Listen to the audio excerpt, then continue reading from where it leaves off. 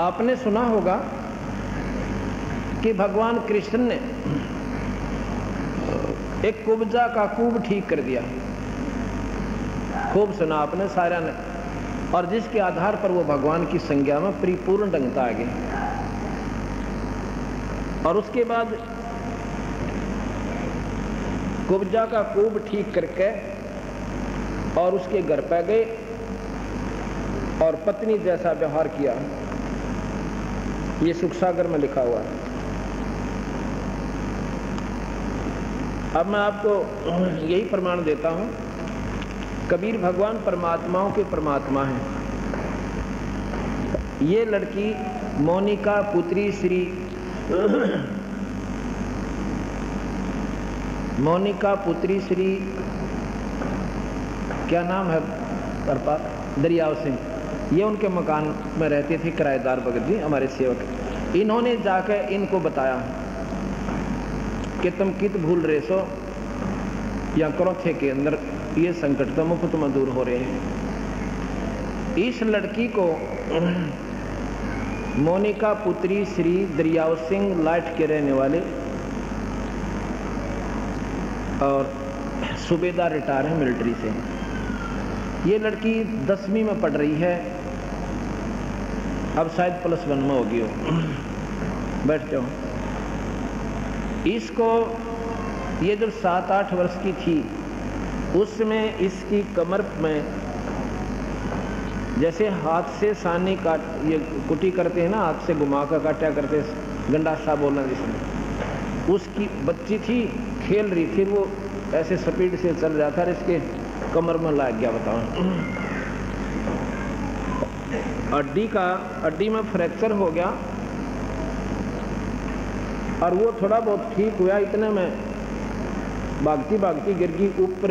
गऊ ने दोनों पैर टेक दिए। इसको क्या हो गया, हड्डी बच्ची थी, हड्डी फ्रैक्चर हो गए और न्यों की नो गलत जुड़ गई टेढ़ी, और वो होती होती ऐसे बन गई कमर में, इतना ऊंचा हो गया, ये इतना ऊंचा नो पीछे था। और वो हड्डी बढ़ के नस होती है बीच में, बहुत बारीक नसें होती हैं। वो नसें इतनी नाजुक होती हैं, अगर उनका ऑपरेशन कर दे वो एक भी कट जा, पैरालिसिस हो जाता, अधरंग बन जाता। और पीड़ा उस लड़की को इतनी ऐसा है, गर्दन सूजी रहे और कमर ऐसे टेढ़ी नो झुकी हुई, न्यारा कूब दिखा इतना ऊंचा। उन्होंने अब देख लो, अब वो 16 साल की होगी, 7-8 वर्ष उन्होंने कैसे उस लड़की को रोका। सभी डॉक्टरों से दिखा कि इसका इलाज ऑपरेशन है।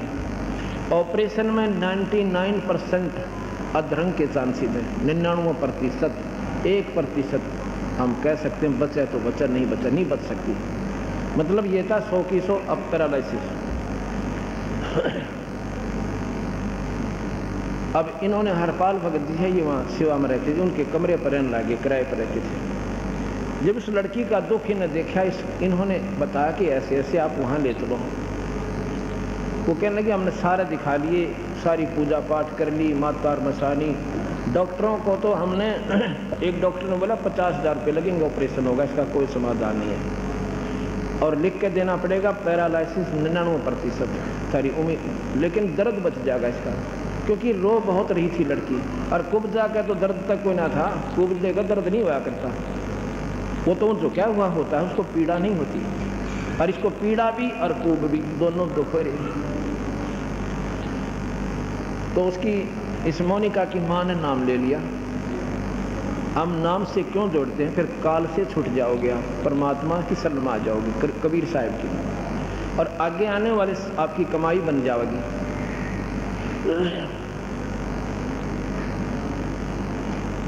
1 महीना पूर्व उसकी माँ ने नाम ले दिया। पिछले वर्ष सितंबर इन्हीं दिनों में मेरे ख्याल में 14 से 18 5 दिन का समागम था, और उससे 2-3 दिन पहले पूर्णिमा थी। उस पूर्णिमा पर उस लड़की को भी नाम दिला दिया। जिसको वो तकलीफ थी। मैंने नाम की सलाह देता हूँ सभी को, परमात्मा जो चाहे सो कर दे। नाम सब दुखों का दूर करने की दवाई होती है, और मोक्ष भी नाम से ही मिलेगा, मुक्ति भी नाम से ही होती है, अगर पूरे संत पूरे परमात्मा का नाम मिल जाओ।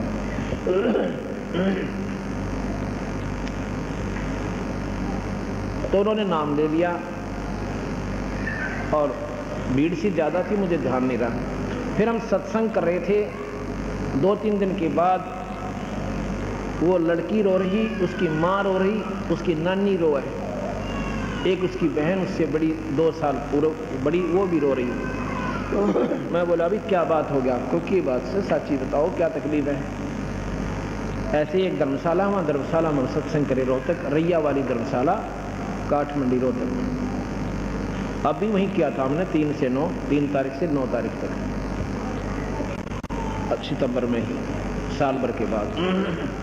उन्होंने बताया कि ये लड़की है जी, और इसको इतना दर्द हो रहा है, हम भी रोते हैं रात में बैठ कर, लड़की भी घूम घूम कर समय काटती है। गोलियां देते हैं, आध घंटे रिलीफ मिलता है, फिर पीड़ा शुरू हो जाती है। और आज डॉक्टरों ने कह दिया इसके बाद इससे स्ट्रॉन्ग दवाई हम देंगे भी नहीं। और ये भी निष्क्रिय होली, अब दर्द इसका रुक नहीं रहा, अब ये गोलियां काम नहीं करेंगी इस पे। अब बताओ कि सारा उन माता पिता ने ऑपरेशन कराएं तो अधरंग मारे, अधरंग मारी हुई लड़की ने कौन उठे। पाड़ से भरा दुख से विचार करे तो इंसान, पर हम ढीठ हो लिए, हम इतना अपने तो हो जाता लागे, दूसरे के नहीं लगती। अब उस परिवार ने कोई सथा नहीं दिखा था।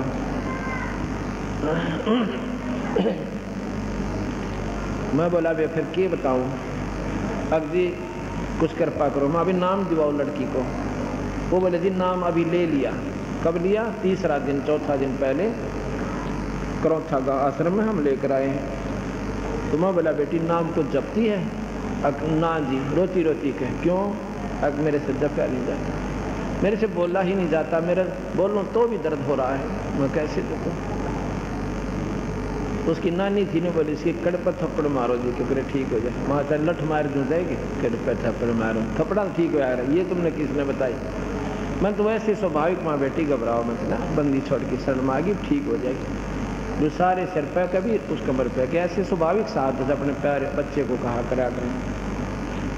और एक पाठ करवाना जय भगवान बंदी छोड़ सुन लेता था। पाठ तो हम केवल पुण्य बढ़वान खातिर करते हैं, और पाठ इसमें कोई सहयोग नहीं देता। पाठ आपके पुण्य बढ़ेंगे पाठ के करवाने से। अगले दिन वह लड़की फिर आई,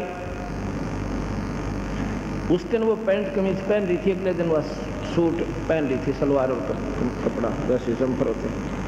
मैं सत्संग करा, उस लड़की ने 3 बार आके मेरे माथा टेका, मेरे पहचान में नहीं आई, क्योंकि वो उस दिन दूसरी ड्रेस में थी। एक बालक एक दिन में की पहचान में हुई था। मैंने सोचा हो सकता है इस बच्चे ने मेरा प्रवचन अच्छे लगे हों, और इसलिए शायद नाम लेने की रुचि बन जा, ना मेरा बंदी छोड़ किसके बाद जाग जाए, और कब बात समझ में आ जाए। सत्संग के उपरांत में बैठा बराबर में आके चारपाई पे, वो पूरी की पूरी मंडली फेर आई। जब मैंने देखा मैं कहा हो ना या वही लड़की हो, और इतनी खुश हुआ लड़की कति। तो मैं कहने लगा ये वो काल वाली लड़की है क्या? जी वही है। अब क्या बोला जी कति ठीक होगी, यहाँ से बाहर निकली थी, इसका कोई पीड़ा नहीं। बोल सतगुरुदेव। फिर पाठ कराया उसके पिताजी ने खुले दिल पे। अब दूसरा पाठ अब फिर उन्होंने करवाया है, 3-4 दिनों से उनको बोला का ऐसा। उसके बाद वह लड़की कति स्वस्थ है, कोई दवाई नहीं, कोई बूटी नहीं। बोल बंदी छोड़ कबीर साहब। ऐसी एक लड़की पूना के अंदर है, पर कितने गुण गाऊं गिनती है कोई ना इस परमात्मा में।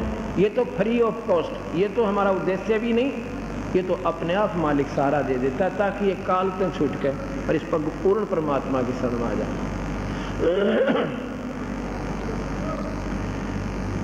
अब युधिष्ठिर कह रहा है कि भगवान ये बैठे इसे मंडलेश्वर वशिष्ठ मुनि जैसी तोब 9 नाथ 84 सिद्ध, इनमें कोई करनी वाला संत नहीं, अपना उस परमात्मा का उपासक नहीं है ये, और इनके बस का कोई ना। ये तो अपनी ये सिद्धियां दिखा कर लोगों ने सुखदेव आकाश मोड़ कर आकर्षित कर जाता, और मुक्ति तक का अंत नहीं।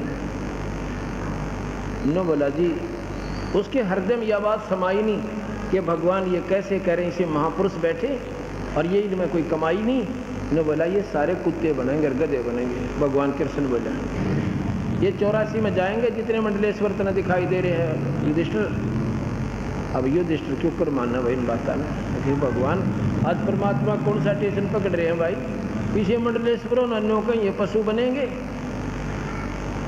जब देखा ना कि इसका गेटवे में बात या कल्याण गई नहीं, अपनी दिव्य दृष्टि दी युधिष्ठिर को और फिर ने बोला देख, फिर उनकी तरफ ऐसे कर दिया। अब वो जितने 33 करोड़ देवता, 88,000 ऋषि और 9 नाथ 84 सद, कोई तो सांप बना बैठा न्यू और कोई मुर्गा बन रहा, कोई बकरासना के ऊपर। अब देख पुत्र ये हालत है इनके अंत में। कुछ दिन स्वर्ग जाएंगे, फिर नरक में जाएंगे और फिर इस दुनिया में चले जाएंगे। गरीबदास जी महाराज कहते हैं 33 पर तलब है, कोई बकरा कोई बोक, इन 33 करोड़ देवताओं के ऊपर भी काल की तलब है। एक बार स्वर्ग, फिर नरक, फिर 84 में पूरा चक्कर। युधिष्ठिर जब माथे हाथ लाकर बैठ गया, महाराज जी उल्टी ले लो अपनी लीला में। अब इनसे ऊपर और कौन महापुरुष है कि महापुरुष का तुमने